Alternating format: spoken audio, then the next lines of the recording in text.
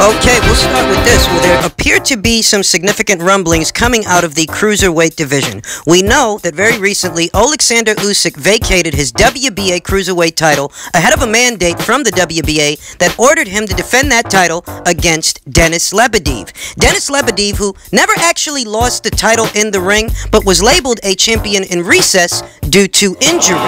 Thus, him being labeled the champion in recess affords him the opportunity to fight for that belt as soon as he's ready. Something very similar to what we're seeing with the WBC and how they're handling the David Benavidez versus Anthony Durrell situation and the Christina Hammer versus Clarissa Shields situation. That's more or less what's going on. Now, while Denis Lebedev never actually lost the title itself in the ring, he did suffer a defeat to Murat Gassiev, the same Murat Gassiev who Alexander Usyk beat in the World Boxing Super Series, effectively becoming the undisputed cruiserweight champion. So in terms of unfinished business, there really is none for Usyk. There's not a lot of reason for him to stay in that weight class, in spite of the WBA's order. So he's got no criticism from me. I completely understand the decision. Why stay there and defend the belt in a weight class that you're no longer campaigning in? We already know what he's gearing up to do. He's looking at a Carlos Takam fight to dip his toe in the pool of the heavyweight division.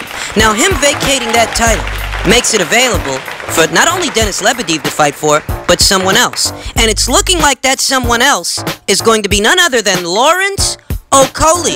You might be familiar with that name. We are. That is the Lawrence Okollie who is promoted by Eddie Hearn and his close friends, happens to be close friends with Anthony Joshua. Lawrence Okollie campaigns in the cruiserweight division. And ahead of a fight with a guy who's as experienced as Denis Lebedev, the first thing that kind of came to my mind is how this situation more or less mirrors what we're seeing in the light heavyweight division between Anthony Yard and Sergey Kovalev. That in the realm of experience between the young up-and-comer and the seasoned vet, there's a huge disparity to be addressed there. I mean, Lawrence Okollie has a professional record of 12-0 with 9 KOs. And, he's got no criticism for me as far as who he's been fighting.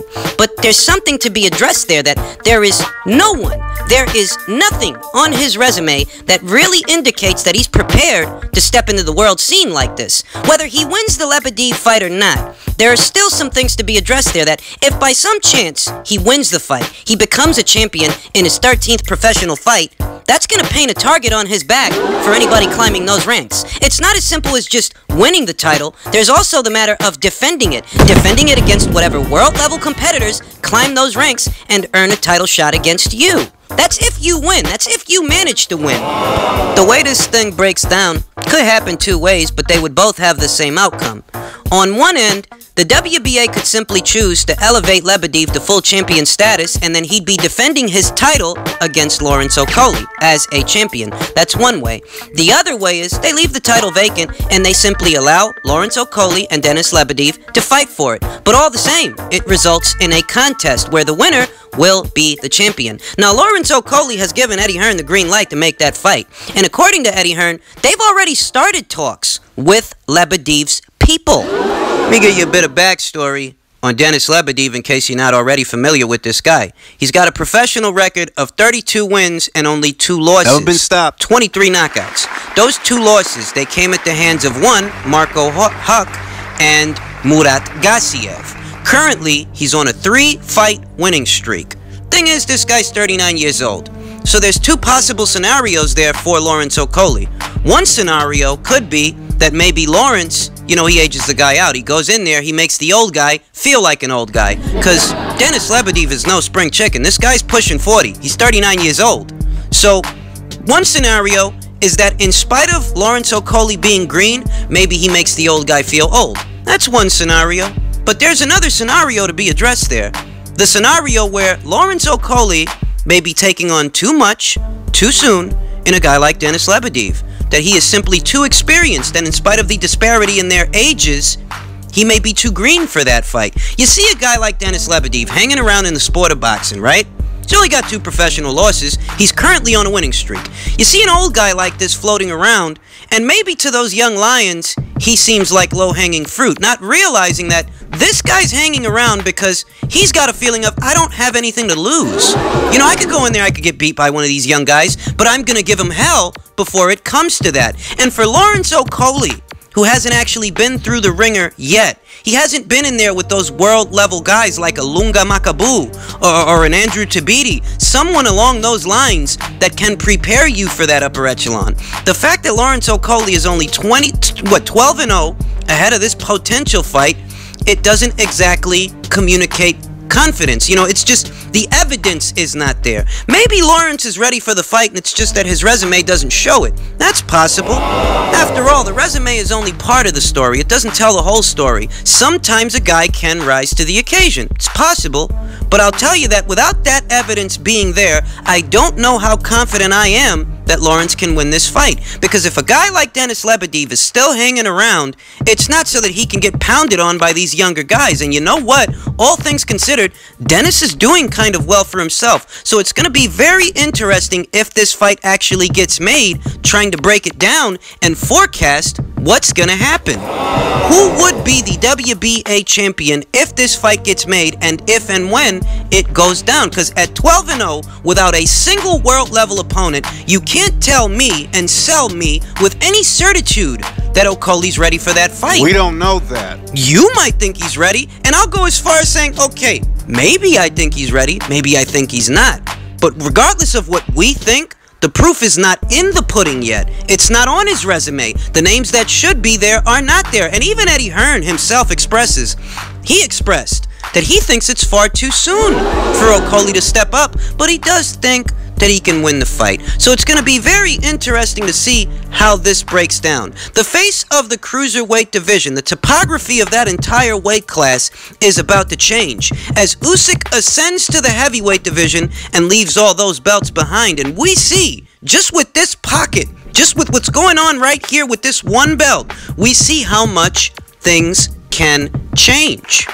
I look forward to seeing what's going to happen. I do. Now, if this proposed fight is to come into fruition, they're targeting July for the matchup. So we got plenty of time to see just how this story unfolds and how it unfurls over the coming weeks and months. But it's a very intriguing situation because you can make an argument for either man to win this fight that Okollie has time and size on his side. But at the same time, Denis Lebedev has experience and proven punching power and punch resistance. I mean, for all these fights that the old guy's got, he's never been stopped.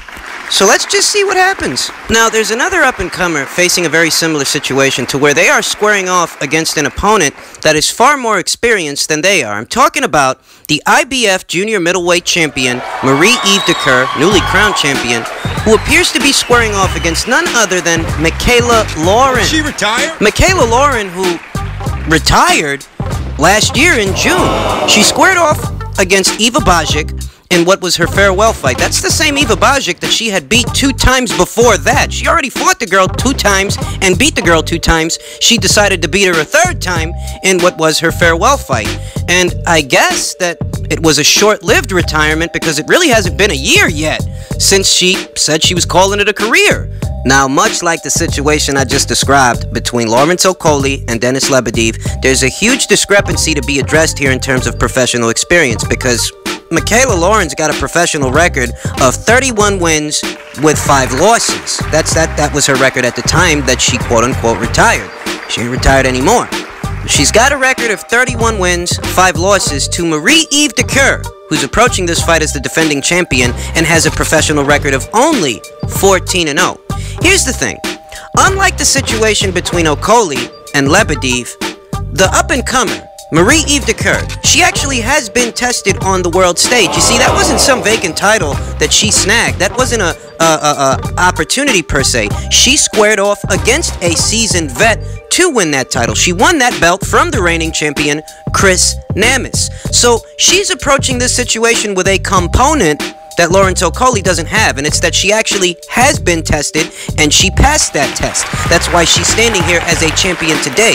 So the difference between this situation and that situation is you could definitely make an argument for Marie-Eve Dicker standing a good chance of beating Michaela Lauren. Michaela Lauren, who's 43 years old, she's 11 years older than the champion, than Marie-Eve Dicker, and she hasn't been active, whereas Marie-Eve Dicker was in the ring not that long ago at the end of last year. Now, I don't have any harsh criticisms for the opponent choice. Some people might read it as an opportunistic opponent, a familiar name that you can, look good against, showcase your talents, and it, you know, it might read like a showcase fight. But the reason I don't have any harsh criticisms is because, well, Marie-Eve Caire is only 14-0, you understand. She really don't have that many fights to begin with. It's a wonder that she's a champion now. That's a testament to her skills. And given who she fought to become a champion, you know, she fought an experienced vet, a reigning champion. She didn't just win some belt that was floating around out there waiting for somebody to catch it. Those things in mind, I'm not critical of her having a fight like this. I expect things to get interesting 2 to 3 fights from now. I expect to see her pursuing unification fights with the other champions in the weight class. Champions like Hannah Gabriels, who holds the WBA title, Eva Pietrzkowska, who holds the WBC title. And by that time, I expect that someone will have snagged the vacant WBO title, which is still floating around out there, waiting for somebody to scoop it up. Now, this fight between Marie-Eve Caire and Michaela Lauren is supposed to be going down on April 13th. Keep your eyes peeled for that. For those of you that aren't aware, Marie-Eve Caire's career is handled. She is promoted by Yvonne Michelle of GEM. For those of you that, you know, are familiar with that name, that's the same Yvonne Michelle that used to promote Adonis Stevenson. Artur Beterbiev, they've parted ways recently, but all the same, he used to promote him. I believe he's still co-promoting Eleider Alvarez, among others. And having solid backing, you know, it creates opportunities. It allows you to be able to incentivize situations for other fighters to come out and fight you. I have no doubts that that's a part of the reason why they were able to get Michaela Lauren to take on this fight, because she was all but retired up until this point. So I'm sure that they are compensating her for the fight. I have no doubts that having solid backing, for those of you that aren't aware, having solid backing can make a world of difference as far as how active a fighter is and what kind of situations they are involved in. So just keep your eyes peeled out for this fight on April 13th. And finally, Amir Khan had this to say ahead of his upcoming pay-per-view matchup with Terence Crawford, WBO welterweight champion Terence Crawford. He had this to say. He said, "I'd be undefeated too if I fought Crawford's opponents." He went on to say that he's beaten better people than Terence Crawford. Just look at his resume. And that if he had fought the same guys that Crawford had fought, he'd be undefeated too. Whoa. And, you know, Amir Khan, let me preface everything I'm about to say with this. I don't know if this guy got hit so fucking hard that something's not wrong, you know, something's not right with his brain. But you actually did fight at least one of the same guys that Terence Crawford did. Did you forget? Bradis Prescott. And you couldn't make it out of the first round with that guy. You don't remember? That guy took you out in a couple of seconds. You forgot about that? Is that how hard he hit you? That's the same Bradis Prescott that beat Amir Khan in 2008, subsequently went on to lose to Terence Crawford in 2013. So you guys actually do have a common opponent. You have fought at least one of the same guys, and needless to say, Terence Crawford fared far better against Bradis Prescott than Amir Khan did. Okay. Now, these kinds of indignities, these kinds of just, you know, morbidly deluded comments from Amir Khan are no rarity, you understand? We're pretty much used to Amir Khan saying some off-the-wall kind of shit. I have no doubts that he's only talking the kind of necessary shit he's got to talk to help sell the fight. But you could choose a different angle. You should find something else to say. Because all anybody has to really do to debunk what you're saying is look at your professional record and look at his. I'll tell you that Amir Khan is a good fighter. I'll tell you that, you know, he comes under fire a lot because of the Kell Brooks stuff, but he is a fighter who has taken some risky fights. I mean, he really has. He hasn't shied away from an opportunity, with the exception of Kell Brooks. It's besides the point. But he is a fighter who has been involved in good situations. But I'll tell you the truth, that I'm not even completely convinced that Amir Khan could beat a Victor Postol or a Felix Diaz. The way that Samuel Vargas landed on this guy, the way we're accustomed to seeing Khan hit the fucking deck when a punch gets through, I'm not sold that he would have beat the Iceman in the Iceman's heyday, or Felix Diaz when he was when he was doing his thing. I'm not completely sold. A lot of energy, a lot of time and energy goes into disparaging Terence Crawford's opponents, but it's really because he makes those guys look like shit.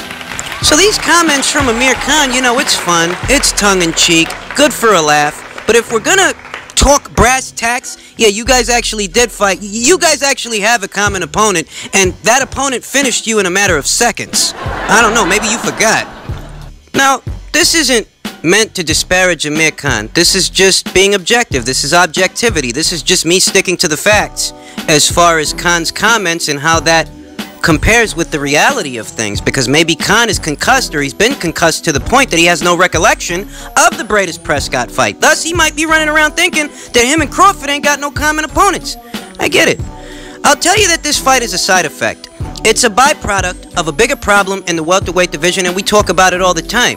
That because the PBC doesn't really want to hit the gas to make the fight that the fans are asking them to make, the Crawford versus Spence fight, because of that, Crawford is forced to keep busy with who's willing, with what opponents are willing. And Amir Khan, if he's one thing, if he's anything, he is willing.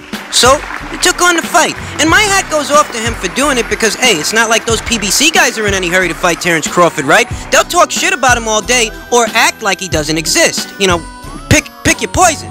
But those guys ain't giving him the time of day, so Crawford's got to keep busy with who's willing to keep busy with him. I get it. But the most I'll say is I don't have any illusions about this fight, and I definitely don't have any illusions about Amir Khan. He has what it takes to maybe make it interesting for a couple of rounds, but I'm of the opinion that Crawford being the sharpshooter that he is, it's only a matter of time before he chins Khan, and Khan is going to do what people pay to see him do. He's going to hit the deck. So these comments about Crawford's opponents and his resume, you know, I'd give that guy a little bit more respect. Don't piss him off. We know what happens to Crawford's opponents when they piss him off. They get it worse than anybody. So Khan might want to curb his enthusiasm.